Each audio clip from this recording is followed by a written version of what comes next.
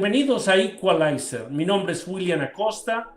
En esta edición nos acompaña el honorable Pedro Cornelio von Aiken, doctor en Ciencias Políticas y diplomático argentino, con casi 4 décadas de carrera. A lo largo de su trayectoria, fue embajador en Haití del 2017 al 2019, jefe de misión y encargado de negocios de la Embajada Argentina en Finlandia, Cuba y Alemania, y director y jefe de gabinete en áreas claves de la Cancillería Argentina, vinculadas a seguridad internacional y comercio exterior. También lideró misiones especiales en Uruguay, Libia, Brasil y presidió el Club Rotary de La Plata del 2023 al 2024. Como autor de sus libros Testigo de una revolución traicionada y Haití entre el silencio y el hambre, lo posicionan como un referente en cooperación regional y análisis de crimen transnacional.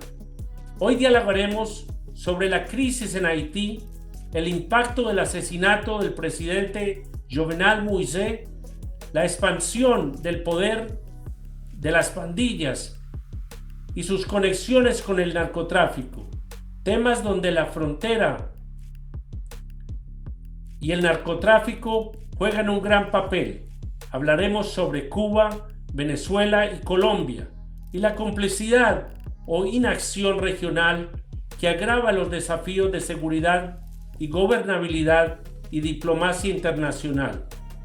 Nuestro invitado aporta su visión y experiencia directa en estos escenarios críticos.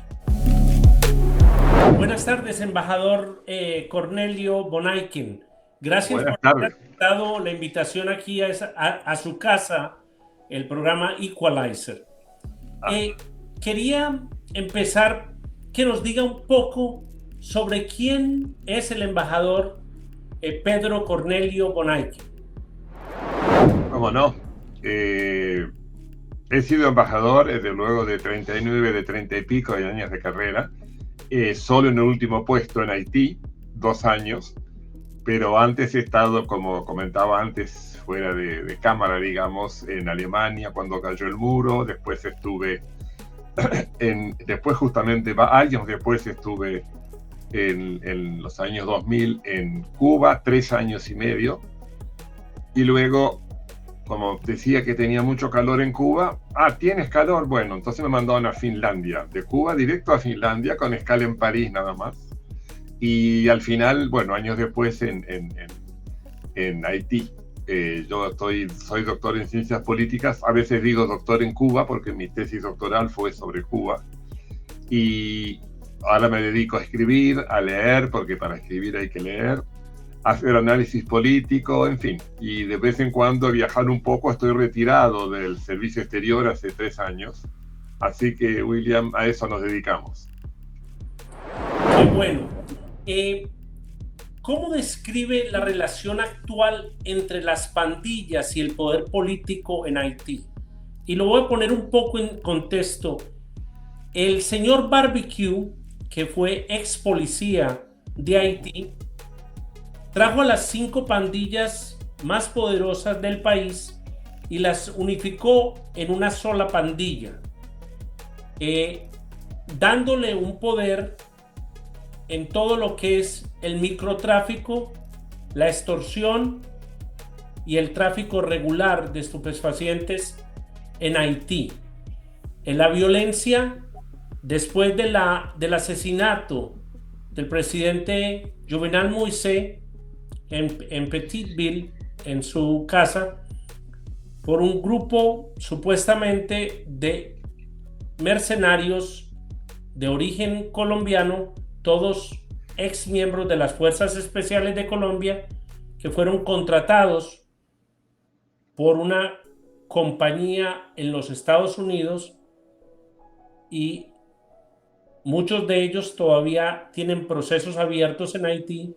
El caso no avanza, los tienen como en una detención indefinida. Hubo un escape de las cárceles donde alguien dejó que la mayoría de los pandilleros volvieran a las cárceles. Los colombianos que estaban presos se quedaron, no quisieron salir porque sería buscar la muerte, porque hay gente que está en contra de ellos. Ahora, ¿cómo describe la relación actual entre las pandillas y el poder político de hoy en día en Haití? Hola William, por lo que escucho, usted está mucho más enterado que yo sobre la situación de las bandas, de ese, al menos de, digamos, toda la gran violencia se agudiza. Ya estaba cuando yo estaba, se había ido recién. Apenas llegué yo, se fue la última misión militar, la MINUSTAH, de las Naciones Unidas. Después hubo una misión de apoyo a la seguridad por policías, gendarmes, etcétera. La Argentina participó y hasta que matan, digamos, el atentado a Jovenel Moïse, que es el presidente que yo conocí, al que presenté mis cartas credenciales, digamos, con bastantes limitaciones se podía caminar por la calle, no siendo sobre todo de raza africana. A partir del 21 de julio, de julio del año 21, eso ya se ha topado en imposible, se ha agudizado el trabajo de las bandas, el quehacer, entre comillas, de las bandas criminales.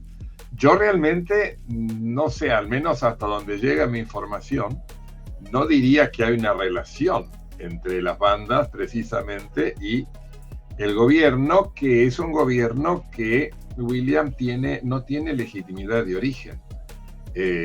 No ha sido elegido, ha sido sugerido, elegido por la sociedad civil. Yo conocí personalmente en su ciudad, que es la segunda del país, al que fue hasta hace poco presidente provisorio del Consejo, no el actual, pero Haití no tiene elecciones desde febrero del 16. Cuando fallece el presidente en el atentado, asume como presidente, y eso está en la Constitución haitiana, el primer ministro, que era un médico, un ministro del gabinete, pero ese, digamos, no llegó a efectivizarse esa designación. Por eso siempre remarco cuando hablamos de estos temas, incluso en otros medios, que en este momento no tiene legitimidad de origen, y hasta que se formó este Consejo Provisorio, que además Jimmy Cherizier o Barbecue rechaza, era el anterior primer ministro que en un viaje que había hecho al exterior para buscar apoyo internacional para instalar otra misión, si se recuerda bien, Cherizier no dejó entrar al primer ministro y digamos, se quedó, no sé si estaba en Estados Unidos, pero venía de Europa. Al final, desde hace un par de años hay una misión, entre comillas, muy débil, muy débil, que no tiene fuerza ninguna, que está integrada solo por, no sé si 700 u 800 soldados o policías de Kenia, de los que iban a llegar más de 2000. Nunca llegaron más y no ha sido para nada efectivo. La información que tengo viene por la prensa y por gente que vive allá, que me he quedado con mucha amistad. Entre esas personas, una amiga argentina, que vive en Haití hace más de 30 años, casada con haitianos, que vamos a llamar Beatriz, se llama Beatriz, y que fue secuestrada hace 2 años, secuestrada por las bandas. En ese momento era plural. Las bandas, una de las bandas. A mí cuando me lo cuenta, quedamos en contacto, me cuenta que la han tratado muy bien. Obviamente no me da detalles de cuánto le pidieron para el rescate, pero hubo que negociar, se pagó y ella fue liberada. Pero la situación es cada vez más drástica, al menos lo que llega a mi escasa información. Ya están actuando en Kenskov, que está arriba. Yo estaba bastante cerca de donde vivía el presidente, un poco más arriba, y más arriba todavía, en la montaña, está Kenskov. Hasta allí está llegando el accionar de las bandas. Curiosamente, no se han metido todavía con diplomáticos, sí con gente de distintos cultos. Porque es muy sencillo, cuando yo he averiguado me dijeron, Pedro, las religiones pagan, los cultos pagan, ya sea mormones, católicos, cristianos, han secuestrado monjas, y en cambio hay gente que a veces se equivocan porque secuestran a uno como a Beatriz pensando que quizás tiene mucho dinero y no tiene mucho dinero. El hecho de tener piel blanca y cierta presencia no quiere decir que uno esté lleno de dinero. Pero si sea un diplomático o una persona de otro gobierno, no quiere decir que la persona que están secuestrando tiene dinero y no quiere decir que el gobierno vaya a pagar un rescate. Exacto. Hay muchos gobiernos que no pagan el rescate. Exacto. Porque tienen la política que tuvo Estados Unidos hasta hace mucho tiempo, hasta hace poco que empezaron a hacer cambios con el régimen de Maduro, donde no se hacían esa clase de cambios. Era una política de no hacer negocios con criminales. Exacto, exacto, exacto. ¿De qué forma ha evolucionado las alianzas entre los grupos armados en Puerto Príncipe y otros grupos criminales, tanto de Colombia, de Venezuela, de Puerto Rico y de otros países que operan dentro del territorio? Porque Haití es un puerto de entrada para la droga que viene hacia Estados Unidos. O sea, en Haití hay muchas pistas clandestinas y dañan 10 y aparecen 20 porque no dan abasto. Mientras dañan una, ya están construyendo otras. Y tienen una frontera muy porosa con la República Dominicana, siendo que es la misma isla, la Española. O sea, la gente piensa que es que hay una frontera muy resguardada y que no hay tráfico de aquí para allá. Exacto, eso ha llevado al final que hay, creo que en todo este tiempo, unos 700.000 desplazados. El año pasado hubo 5.600 muertos, hoy este año hasta ahora 1.500, y hay más de 5 millones de personas que padecen inseguridad alimentaria, ¿no es cierto? Las pandillas hoy se supone que ya controlan el 90% de Puerto Príncipe. Curiosamente, no controlan la segunda ciudad del país, a donde hay un aeropuerto que más o menos funciona, que es Cap-Haitien, bien al norte, no muy lejos de la frontera dominicana, pero al norte.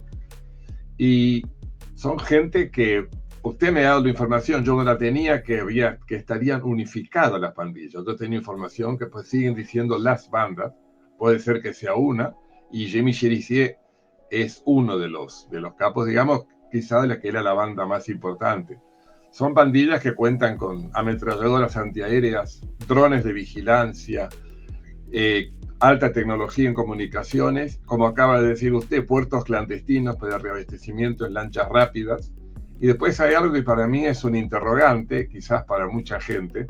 Yo en mis 2 años no pude llegar a visitarlo, a conocerlo, me han dicho que es interesante, que es la isla de la Tortue, ¿no? La isla de la Tortuga, que está al norte, y que hay muchas especulaciones que se han dado a explotación de turismo que al final no se hizo, pero para mí eso está no digo que sea el único lugar, seguramente allí también lo usan para las drogas, pero no creo por el terreno, porque esa es la gran diferencia que tiene Haití con la República Dominicana. La República Dominicana, el este de la isla es bastante llano, y Haití, el mismo nombre Haití en la lengua arahuaca del siglo XV, quiere decir país de montañas, o sea, es muy, muy montañoso.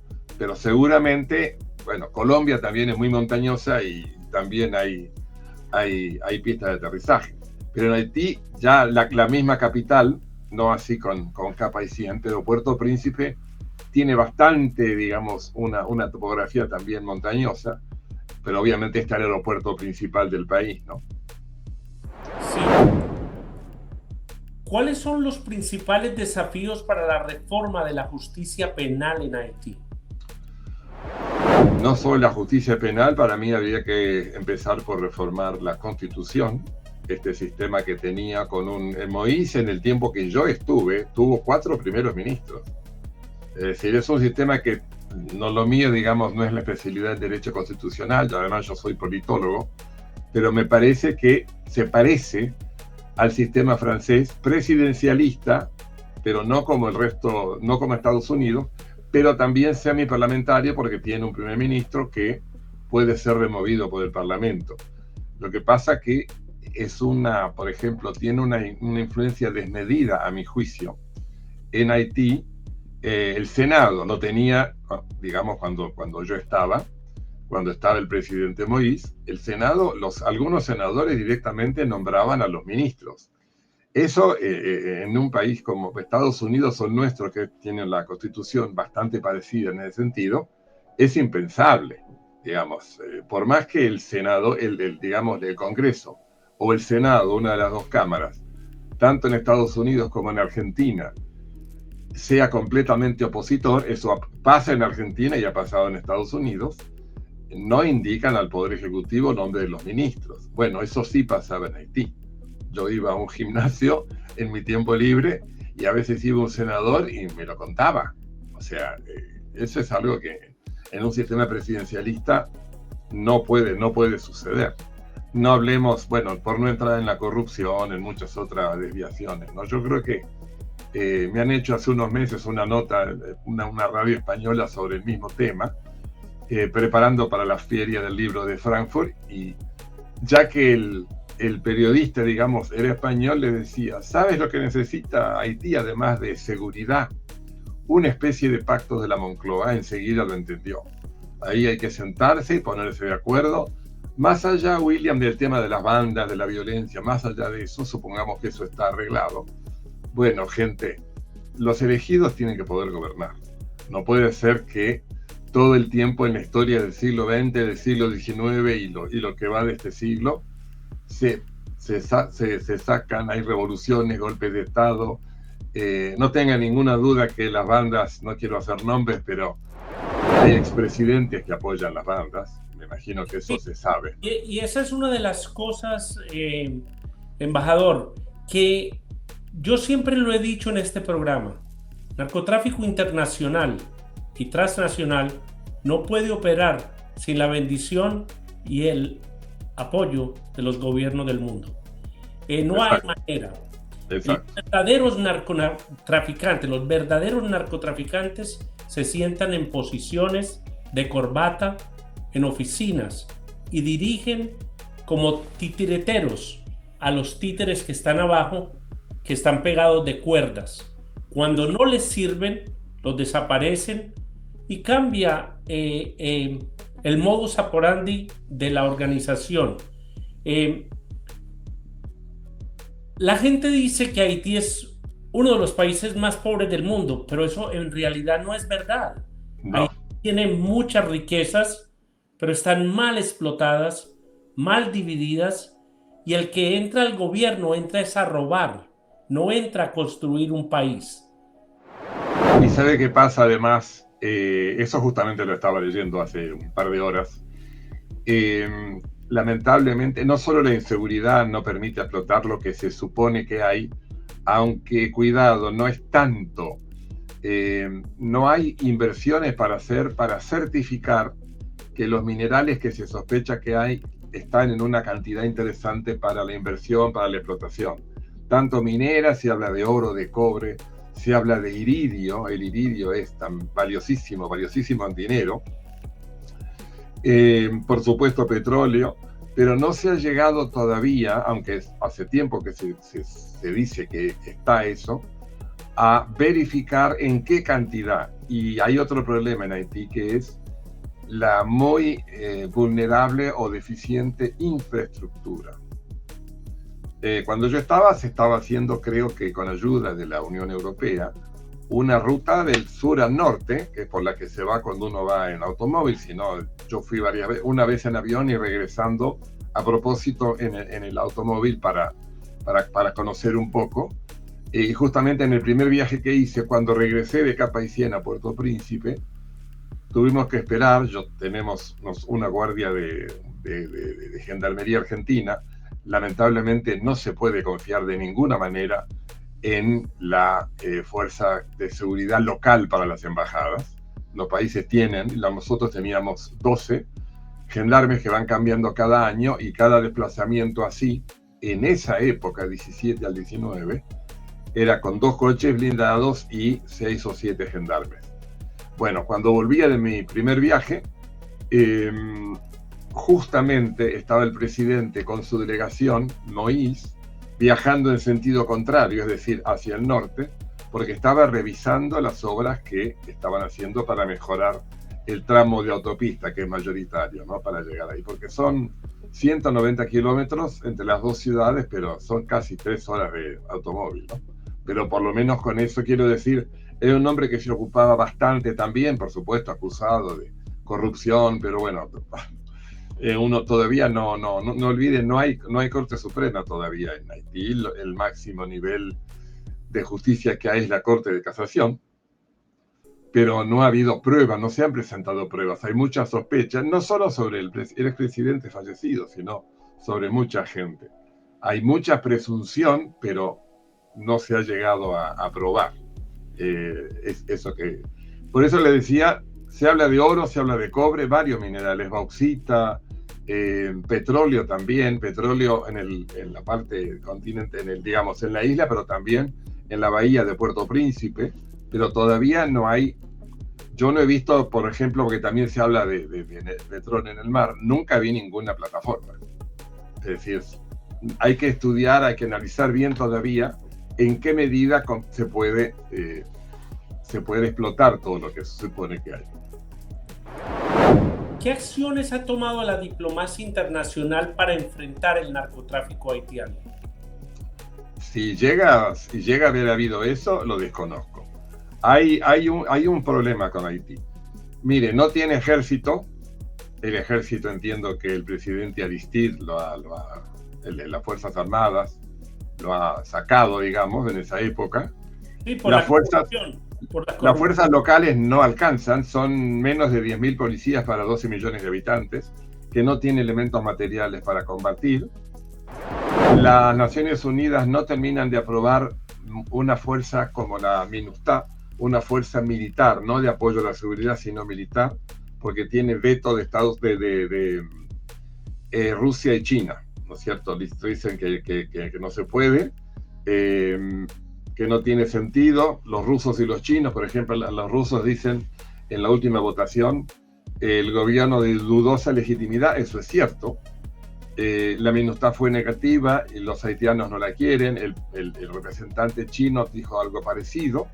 30 años, William, 20 misiones de paz de las Naciones Unidas, se gastaron 8.000 millones de dólares y mire usted, se va la MINUSTAH en el 17 y a los 4 años matan al presidente.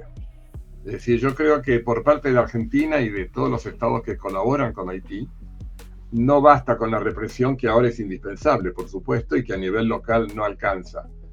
Hay que llegar a terminar con las bandas, asegurar, digamos, el tránsito normal en el país, pero después sentarse a ver proyectos de cooperación.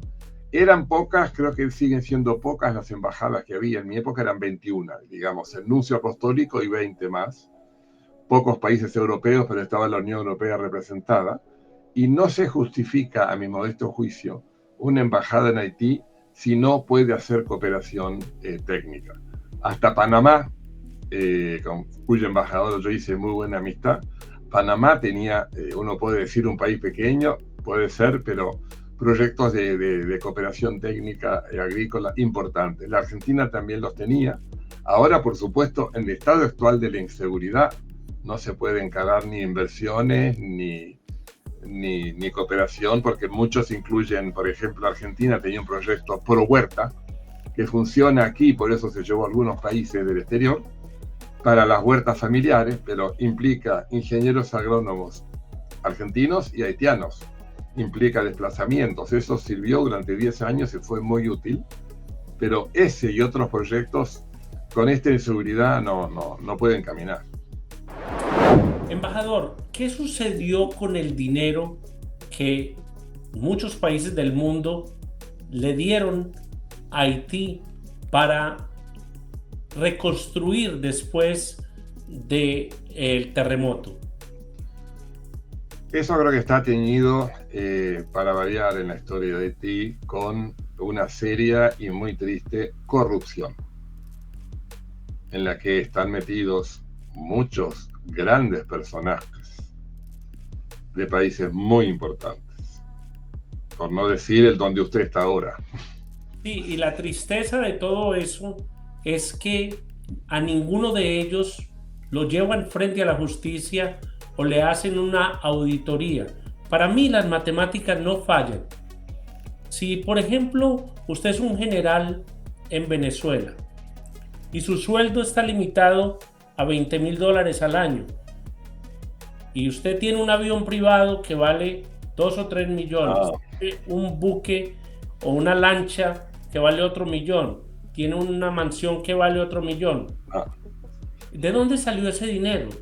Y esa misma auditoría se la haría yo a Chávez y a sus hijas, se lo hubiera hecho yo a Maduro y a Diosdado, se lo hubiera hecho a todos los ladrones que tenemos en el hemisferio. Porque en verdad, si bien la política es una profesión linda, la diplomacia es una profesión honorable, hay gente que entra a estos trabajos con el ojo en enriquecerse a costillas de las arcas del pueblo, dejando al pueblo con más necesidades de cuando ellos cogieron el gobierno. Por supuesto, por supuesto. Ha habido lógicamente corrupción, no solamente de fundaciones, concretamente de Estados Unidos, sino de los recipiendarios, los que reciben, los funcionarios del gobierno que reciben los fondos para asistir después del terremoto o sin terremoto igualmente, y desaparecen. Eso pasó también con Petrocaribe. En la época en que yo estaba, eran facilidades de Venezuela para, digamos, vender petróleo más barato y además ayudar en otras cuestiones del desarrollo, y terminaron en manos de la corrupción. Y hay acusados expresidentes haitianos anteriores a Moïse, ¿no es cierto? Vamos a hablar un poquito de un tema que es tabú. Bueno. El narcotráfico y Cuba. Desde hace muchos años, si vemos la historia,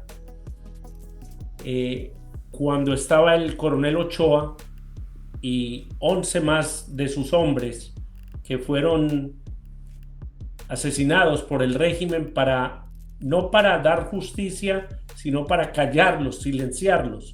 Sabían demasiado. Sabían demasiado, y eso iba a tocar las esferas del régimen cubano, sobre todo la casa de los Castro, que todos estaban envueltos de una manera u otra en el narcotráfico desde Colombia.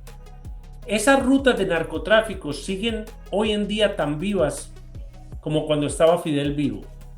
Lo único que han cambiado son los personajes, pero esas rutas siguen vivas. Ahora está esta gran misión americana en el Caribe. Sí. Pero se habla mucho de Venezuela, se habla de Colombia, pero se calla sobre Brasil, se calla sobre la Triple Frontera, se calla sobre el Perú, sobre Bolivia y se calla sobre Cuba, porque todas las ideas salen del libro o la Biblia del socialismo cubano. Todas las ideas que tienen estos gobiernos que piensan que están reinventando la rueda solamente rueda de una sola manera. Sí, claro. Si cambia un ángulo, ya no rueda. Bueno, ellos copian y le dan un nombre nuevo para el país donde están operando. Los colectivos salieron de Cuba. La idea de los colectivos y de los grupos sociales de informantes que están por toda la isla están ahora igual en Venezuela. Yo opino que de 99 personas, tan siquiera 70, si están de alguna manera dándole información al régimen de movimientos extraños alrededor del país. ¿Usted cómo piensa que haya una salida para salir de estos actores del mal? Tanto en Cuba, que ya lleva 60 años en lo mismo, Venezuela, que ya va para 25, Colombia, que si no abren los ojos va a quedar como Venezuela. hay un interés de la comunidad europea, de la comunidad mundial, y yo critico mucho a las Naciones Unidas, y yo voy a decirle por qué, y critico también a la Corte Penal Internacional, porque cuando se reporta que un país socialista está matando a su pueblo, se callan, pero vaya usted y toque a un miembro de la guerrilla colombiana, o vaya usted, trate de meter preso a un miembro del ELN, de la Nueva Marquetalia, se le viene toda la comunidad y todas las ONG encima. Es como que trabajaran en un plan macabro. La Corte Penal Internacional tiene miles de casos de venezolanos desaparecidos, torturados, muertos. El señor Khan, que apenas lo acaban de relevar, la cuñada de él, que es abogada, era la abogada del régimen de Nicolás Maduro, mientras el señor Khan tenía que ver los casos en contra del régimen. Ahí había un problema de conflicto de intereses. No se pronuncian. Y yo opino que si Europa, que si las Naciones Unidas, que siempre están atacando a Estados Unidos, yo lo doy como ejemplo, siempre atacan al imperio. No sé, es como que todos se reúnen, hoy vamos a atacar al imperio porque todo lo que están haciendo está mal, pero ellos mismos no dan una solución. Gastan millones en estas organizaciones haciendo estudios, papeles para allá, papeles para acá, viajan en carros blindados. No tienen que andar como la persona normal en las calles donde se cometen los crímenes. Entonces, para ellos no los está afectando directamente. Viven como en una pelota de plástico. ¿Usted qué piensa que se puede hacer para cambiar ese chip mental donde si no es conmigo, no es mi problema? Lo que pasa, sí. Mire, yo llegué a Cuba en el 2006 y el año siguiente ya no estaba Fidel. Yo no lo conocía a Fidel personalmente, sí a Raúl. Ya, cuando yo llegué hacía 2 meses que Fidel Castro había declinado el gobierno por salud y estuvo muy cerca de la muerte, aunque falleció 10 años después. Sí, Raúl Castro. Al año de llegada, menos del año, en automóvil, en mi auto particular, di una vuelta por todo el oriente de la isla. Es decir, sin ánimo de presunción, pero yo suelo decir que conozco realmente Cuba de punta a punta. Y fui al oriente, fui a Santiago, un viaje en automóvil, parando en algunos lugares, Santiago de Cuba, bueno, todas las provincias. Y estando muy cerca de la punta de Maicí, por ahí por Guantánamo, después se me informó, se me dijo, por supuesto que eso el gobierno cubano lo niega, y Fidel lo ha negado en el diario Granma, eso desde ya. Caían, mira, vamos a ser irónicos, caían bolsas de aviones con droga cerca del oriente y de ahí alguien se encargaba de que llegaran a Miami.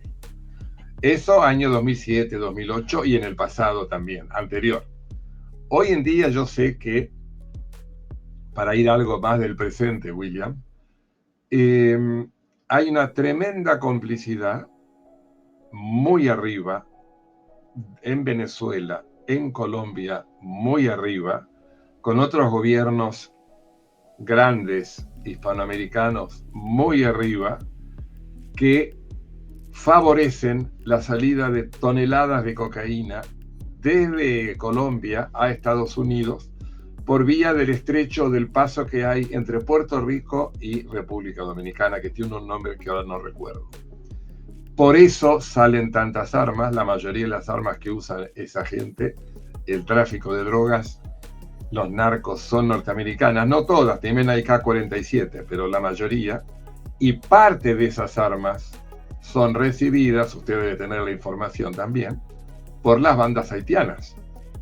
Sí, todo nos sale hasta de casas de empeño de Miami. Sí, ¿cómo eso no se puede parar? Eso es lo que yo no me explico.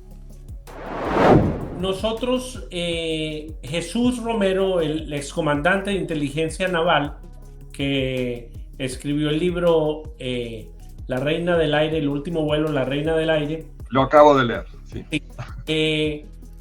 Y un ex agente que era supervisor, fue el segundo más grande en la ATF, que fue también detective de la policía de Nueva York. Escribimos un artículo para el diario Las Américas que tuvo 2 partes sobre el tráfico de armas de Estados Unidos hacia Haití. Lo he leído. Sí, ese artículo fue basado en experiencia de muchos años de investigación de los 3, tanto de nuestro amigo Forcelli, como Jesús y como mío, y unimos todo este conocimiento para ponerlo en una perspectiva. Cuando el caso de Chiquita Brand International, yo soy el investigador que llevó ese caso a Estados Unidos, el caso contra las matanzas en las bananeras por la compañía norteamericana. Miles y miles de armas llegaron al puerto de Zungo, en el Urabá antioqueño, provenientes del este de Europa, de Hungría, de Bulgaria, de Rusia, y llegaban hasta México y las traían en uno de los cargamentos de 3.500 armas y 100.000 municiones para esas armas. Lo camuflaron como si fueran pelotas de plástico. Los contenedores estaban tan pesados que tuvieron que llevar la grúa más grande a donde estaba el buque con los contenedores para ponerlo en los planchones, para entrarlo por los canales a las bodegas de Chiquita Brand. Cuando se hizo la investigación,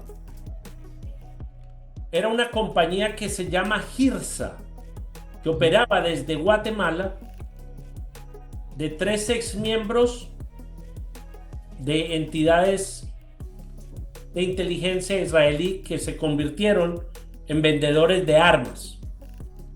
Esas armas, en los documentos, decía que iban a ir para la policía panameña, y hizo un desvío y se metió al Urabá antioqueño. Dándole un contexto, el tráfico de armas no es tan perseguido como la droga. La droga, tú coges 3.000 kilos, pero ya están produciendo 30.000 kilos. Sí. Porque estamos atacando el problema de una manera errónea. Si los satélites están funcionando, que el presidente Petro hizo un acuerdo con el presidente Joe Biden para apagar el sistema satelital, para que no hubiera monitoreo satelital sobre el territorio colombiano. Bueno, esa gracia nos está costando que la cultivación de coca ha subido 4 veces más que cuando estaban los carteles originales de Medellín, Cali, el norte del Valle y el cartel de la costa. Sí, ahí hay complicidad, obviamente, de las autoridades. Complicidad. Entonces, si el satélite sabe que hay 1.000 personas en la mitad de la selva por el calor humano durmiendo, ¿por qué no empleamos esas mismas bombas que le estamos tirando a los botecitos estos con 3 pelagatos para tumbar y acabamos con estos ejércitos del mal? ¿Sí? Si lo que queremos es una guerra para acabar con el terrorismo del narcotráfico en Latinoamérica, ¿por qué los diplomáticos no pueden pensar como pienso yo? O sea, o yo estoy mal, o yo estoy loco, o es que estoy viendo las cosas diferentes. O sea, hay una complicidad. Y uno habla con la gente y le dicen a uno, es que eso es ilegal, pero ¿por qué no dicen que es ilegal de la guerrilla matar 100 o 200 campesinos? Yo nunca escucho a la comunidad internacional pronunciarse cuando están matando al pueblo. No los escucho. Y llevo muchos años trabajando. Nunca los escucho. Yo le puedo decir una obviedad, una verdad de perogrullo, que lamentablemente es así. Los diplomáticos obedecemos siempre instrucciones de las cancillerías. Nosotros no actuamos per se. Por la que me parece a mí, por ejemplo, me violenta una situación como la que ahora le molesta a William Acosta, a ver qué podemos hacer. Nosotros tenemos que ceñirnos a lo que la Cancillería nos instruye, es decir, el canciller, y en temas muy sensibles, obviamente, con el visto bueno de los jefes de Estado, de los presidentes. Me imagino que lo mismo va para los diplomáticos venezolanos, no lo digo con ironía, lo digo en serio, y para los diplomáticos colombianos y del resto del mundo, y de Brasil, y de México, y de Europa también. No podemos hacer más como quizá podría hacer una ONG de fuerza, digamos, mundial.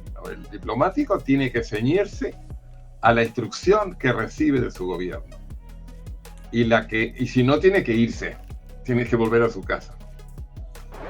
Sí, pero yo no estoy hablando solamente de los diplomáticos, yo estoy hablando de la gente que elige los pueblos para que estén en los senados, en los congresos, para que sean alcaldes, para que sean gobernadores y para que sean presidentes. ¿Por qué es que esta gente que el pueblo elige no toman su cargo con la seriedad necesaria y juegan con las vidas de las personas que los pusieron ahí? Porque la corrupción es muy fuerte, es mucho más fuerte que ellos y es mucho más poderosa, Claro, eso es lo que yo quería oír. Para mí, si acabaran con las Naciones Unidas, yo sería el hombre más feliz. Le digo por qué, porque no sirven.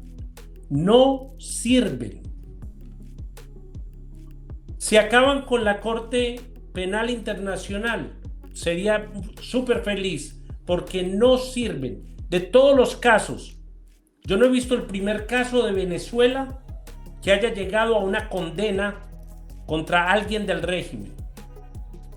Y no lo vamos a ver, porque van a hacer negociaciones. Mire, a mí me enfurece un poco esto, acaban de darle el veredicto al secretariado de las FARC. Ellos escogieron la gente que se sienta en la JEP, la organización que está escuchando los testimonios, ¿verdad? Ningún jefe de las FARC va a ser ni un día, ni una hora de cárcel por los miles y miles de colombianos que murieron, los miles que secuestraron, los policías que murieron, los soldados. Ninguno. Y ahora se sientan en el Senado de la República con curules de senadores, de congresistas, y ahora son los que ellos mismos hacen las leyes que van a regir a un país. O sea, estamos mal desde que la criminalidad la aplaudamos y le demos beneficios. ¿Sí? 90 de cada 100 casos de homicidios en Colombia precluyen por vencimiento de términos. Tienen una ley que suena muy bien en papel, que si en 120 días no fue llevado al frente de los tribunales, lo tienen que dejar libre. Entonces, no es que se salió de la acusación, pero puede estar afuera matando a otra gente, delinquiendo más, dejando a la ciudadanía sin protección. Pasan leyes donde desarman a la población, pero nadie habla de desarmar a los criminales. El criminal no necesita salvoconducto en ningún país del mundo. Cuando usted le quita las armas a un ciudadano común, usted está llevando al país a lo que le pasó a Venezuela. Cuando entró Hugo Chávez, le quitó las armas a todo el pueblo, paró los salvoconductos y dijo: traigan las armas que ya ustedes no las necesitan. Y el pueblo desarmado, ¿cómo se defiende? No, claro. Bueno, sabemos que la inteligencia venezolana está absolutamente colonizada desde Chávez por la inteligencia de Cuba, por la seguridad del Estado. Eso es absolutamente así. Sí. Es una colonia, no solamente el país, digamos, la inteligencia. Y no solamente eso, que en cada unidad militar, policial, hay cubanos vestidos y con cedulación de venezolanos. Sí. Y son los oídos y los ojos del régimen, para que no se vayan a salir del camino los que se quieran subornar en contra del régimen. O sea, el G2 cubano, con sus estrategias, ellos han, yo digo que la inteligencia cubana ha estado 2 o 3 pasos más adelante que muchos países. Sin duda. ¿Por qué? Porque ellos son de los que tiran la piedra y esconden la mano. Solamente aquí en Estados Unidos ellos utilizan grupos en Estados Unidos que hacen fraudes de los seguros. Chocan carros, tienen sus propias clínicas, y tienen el sistema de Medicaid y Medicare completamente destruido. Esa plata completa se montan después en un bote, salen fuera, están siendo buscados, Cuba no los entrega y se llevan todos los millones para la isla, pues a costillas del pueblo americano. Pero hay un silencio total. O sea, si yo lo veo, que no soy nadie, ¿por qué el gobierno que tiene tantos agentes no lo ve? Y si lo ve, ¿por qué no hacen nada? Es la pregunta mía. Todo eso, William, lo sabía el general Ochoa en Cuba, por eso lo mataron. Había sido además héroe por la intervención cubana en Angola. Fue héroe por la guerra de Angola en la que se metió Fidel Castro. Todo eso saben también. Mira, estoy seguro, convencido, quizá caigo en una deformación profesional de no dar nombres, aunque ya estoy jubilado y podría. Muy importantes países de América Latina, no se llega al poder máximo sin la anuencia del narco. Creo que se entiende. Muy importantes países de América Latina. No llegan a la presidencia si no es con la anuencia del narco. Digan lo que digan.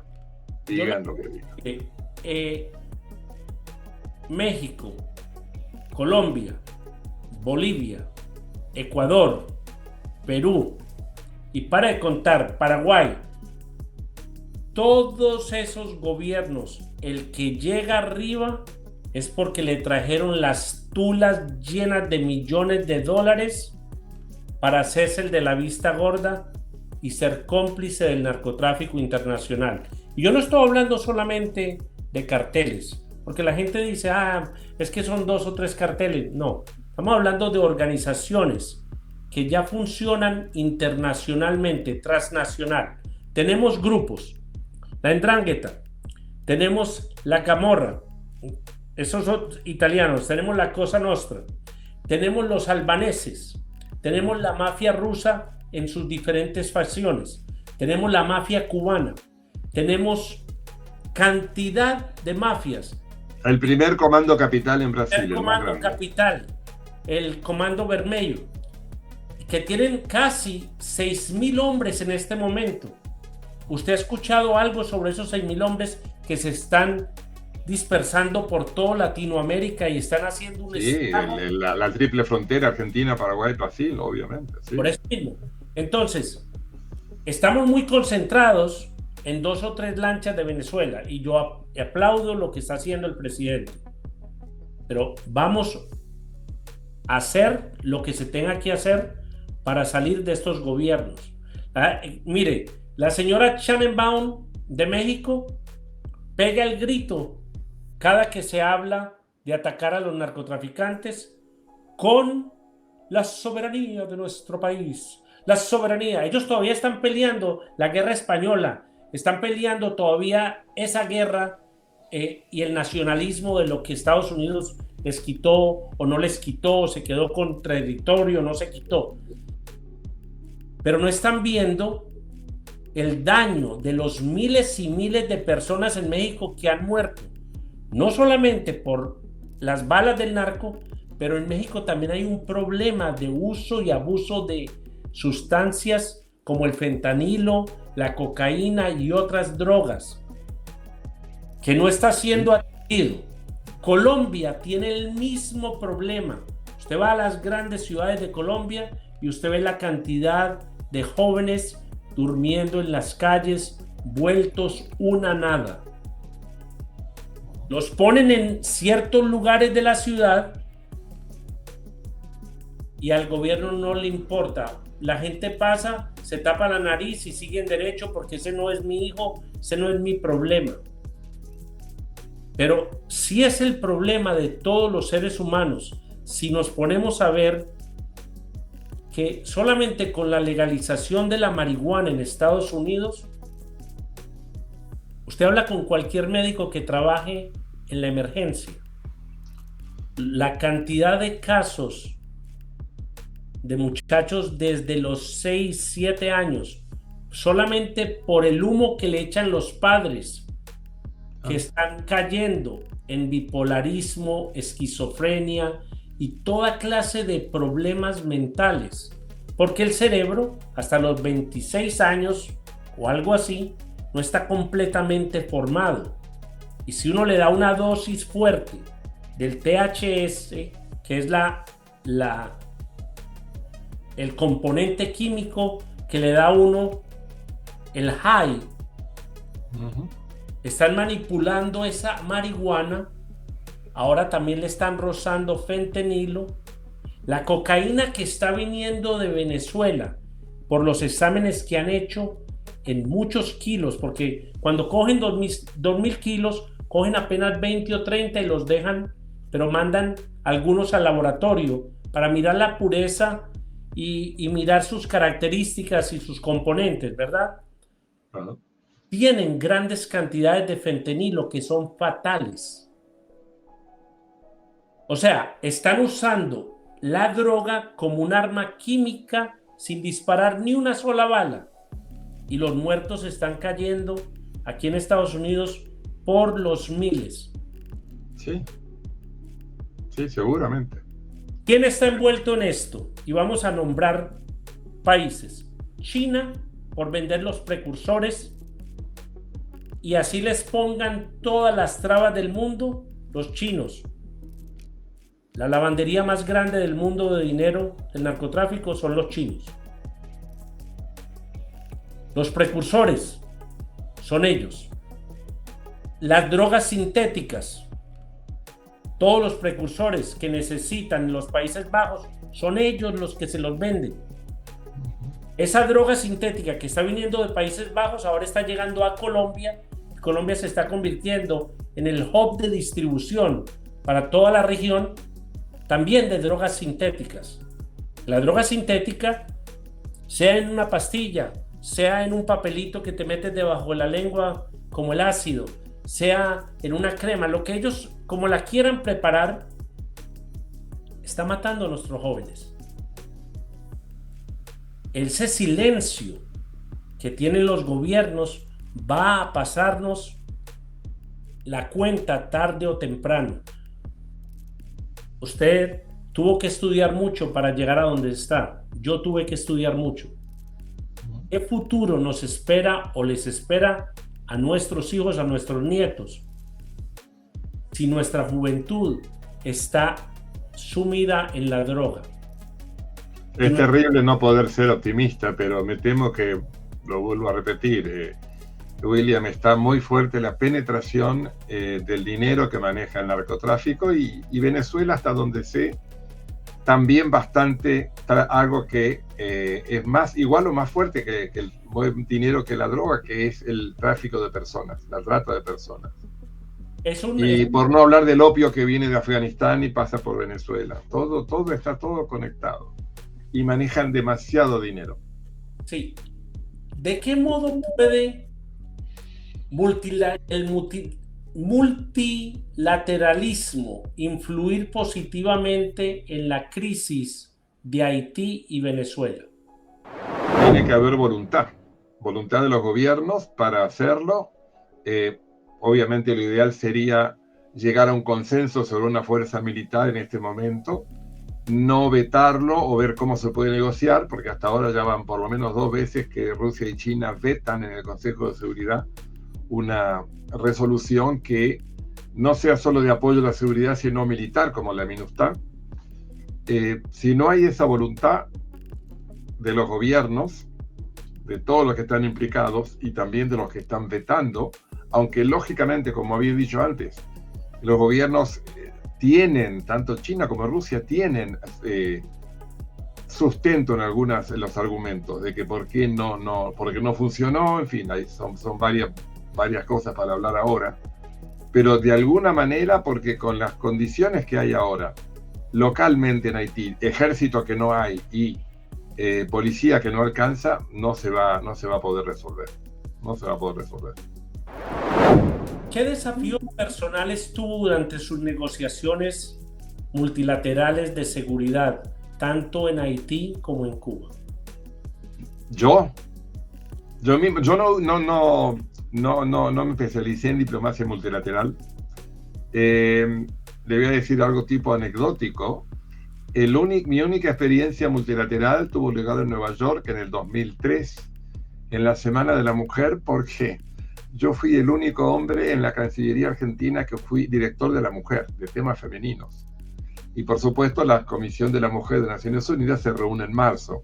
El 8 de marzo es el Día de la Mujer y colaboré unos cuantos meses a cargo de esa dirección, pero yo no me he dedicado a la diplomacia multilateral, sino la bilateral y al servicio consular. Es lo que prefiero, ¿no? Sí. ¿Cómo manejó usted la presión mediática en escenarios críticos como embajador? No he visto mucha presión mediática, ni local para nosotros, ni en la Argentina. Ha habido acusaciones en las fuerzas de paz. Recuerdo el caso de Uruguay, aunque eso se maneja muy confidencialmente, la MINUSTAH, de haber habido violaciones de los cascos azules, que seguramente son casos muy individuales. De algunas cosas se exagera, por ejemplo, se habla mucho que las fuerzas de paz nepalesas de la MINUSTAH, del Nepal, trasladaron a Haití el cólera. He leído informes posteriores de cuando yo estaba, lo del cólera es anterior a mi estadía en Haití, de que en realidad habría sido una distracción o una deficiencia local y no de Nepal. Es decir, a veces es fácil, cuando el blanco son las Naciones Unidas o cuando el blanco es el imperio, echarle la culpa al imperio o a las Naciones Unidas, pero yo tengo dudas de que hayan sido cascos azules. Podría ocurrir, pero yo tengo dudas. Las que trasladaron el cólera a Haití son más bien deficiencias locales, a mi modesto juicio o por la información que yo tengo. Pero no he tenido, honestamente, en mi caso o de mis colegas que recuerde ahora, latinoamericanos, éramos pocos, presión mediática, digamos, por eso. Cuando me llamaban de los medios argentinos para ver qué pasa, tuvimos en mi estadía 2 momentos, junio del 2018 y marzo-febrero del 19. En una ocasión casi nos sacan a mi mujer y a mí vía helicóptero. No ocurrió eso. El embajador dominicano en su jardín en Haití, el único país, digamos, límite, ¿no?, terrestre, con un helipuerto para llevarnos de allí a la frontera dominicana. Bueno, eso no llegó a hacer falta. Fueron momentos de estar en la residencia, digamos, 1 o 2 semanas sin movernos. Pero bueno, y eso era, William, antes de las bandas, ¿no? Pero no recuerdo así de una presión mediática, no. ¿Cuáles fueron las experiencias más desafiantes en coordinación con fuerzas internacionales? Yo lo que recuerdo, en el caso de Haití, cuando yo estuve, pero ahí se estaba retirando la MINUSTAH. Habíamos tenido el segundo batallón de la MINUSTAH era argentino, el primero era brasileño, por eso el Force Commander era un brasileño, un teniente general, Recuerdo cuando yo llegué y se retiraba el batallón de Brasil, que fue el último, que fue los jefes de las Fuerzas Armadas y el senador que dirigía la Comisión de Defensa, que era nada menos que el expresidente Fernando Collor de Mello, el presidente de Brasil, a quien conocí en Argentina por el tema de Mercosur, pero en el año 92, hace mucho tiempo, cuando se hizo una reunión multilateral por el Mercosur. Él había asumido hacía poco. Eso fue muy, muy importante. Hablaron muy bien de la misión de paz, de la inteligencia buena que había entre los distintos batallones, los distintos países, pero como dije antes, a los pocos años de haberse ido a la misión militar, matan a un presidente, es decir, no alcanza con lo que hubo, ¿no? ¿Cómo evalúa el futuro de la diplomacia frente a las amenazas transnacionales? Eso es algo que tiene que trabajar la diplomacia con los servicios de inteligencia, ¿no? Los países más importantes tienen en el exterior agregados de defensa y agregados de los servicios respectivos de inteligencia. Eso se trabaja conjuntamente, el trabajo del Ministerio de Defensa, Ministerio de Seguridad y Cancillería. Hay que ver qué pasa de ahora en adelante. Nosotros, por ejemplo, no tenemos el último embajador, el que me sucedió a mí en Haití, se fue en octubre del año pasado. No hay, hasta donde yo sé, un embajador nuevo, que además en estos momentos y hace tiempo no podría llegar, William, porque el aeropuerto de Puerto Príncipe creo que todavía no funciona, está tomado por las bandas, y el aeropuerto que está funcionando, que es el de Cabo Haitiano, al norte, la segunda ciudad del país, que no está castigada por las bandas, llegar al sur, a la capital, por vía terrestre es un gran riesgo. Y llegar en helicóptero son $2.500 el viaje de ida por alquilar un helicóptero.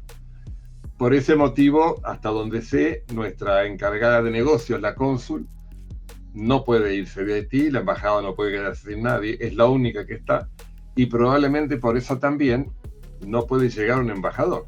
Seguramente para cuando llega, que ha llegado un embajador del presidente Trump a Haití, que ha tenido para mí la buena idea con el secretario de Estado, Marco Rubio. Estados Unidos ha designado un encargado de negocios, no un embajador como tenía Mr. Biden. ¿Por qué? Es un detalle diplomático importante.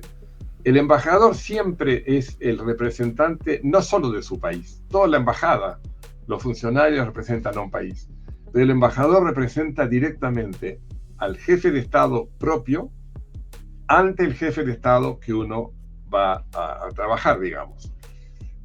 El encargado de negocios representa a la Cancillería, representa obviamente al país, pero no al jefe de Estado. ¿Y qué pasa? Yo comenté al principio, Haití en este momento no tiene un gobierno con legitimidad de origen, votado, digamos, sino a un acuerdo con la sociedad civil. Entonces, creo que la Argentina, más allá de que por la seguridad pueda o no pueda llegar un embajador, o pueda o no pueda tomar vacaciones un cónsul, designar un embajador ante un jefe de Estado que no es en rigor un jefe de Estado emanado de elecciones. Por eso habría que designar un encargado de negocios.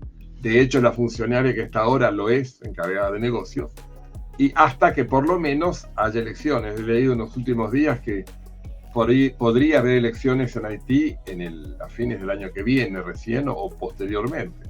Si no hay, uno se queja de que no hay legitimidad de origen, de que no hay un presidente emanado de las urnas, pero en este momento hacer una elección en Haití me parece que es imposible con la inseguridad. Está todo relacionado, todo vinculado.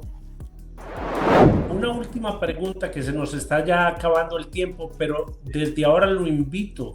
Esta es su casa cuando quiera, para que sigamos esta charla. Bueno. Me podría quedar aquí horas hablando con usted. Yo también. ¿Qué lecciones diplomáticas se pueden extraer sobre la sucesión de poder en contexto a la crisis institucional y violencia? No entiendo bien. ¿En qué sentido? Diplomáticamente, ¿qué lecciones podemos aprender de lo que está sucediendo ahora mismo en Haití, en Venezuela, en Cuba, donde la diplomacia pueda ayudar no a fomentar el fuego para darle más crecimiento a este socialismo incontrolable, sino para dar la información correcta a los gobiernos que representan para que tomen decisiones buenas. La mala inteligencia es como yo comprar un carro que es muy lindo pero no tiene motor. La mala inteligencia que está saliendo de muchos gobiernos hacia el gobierno central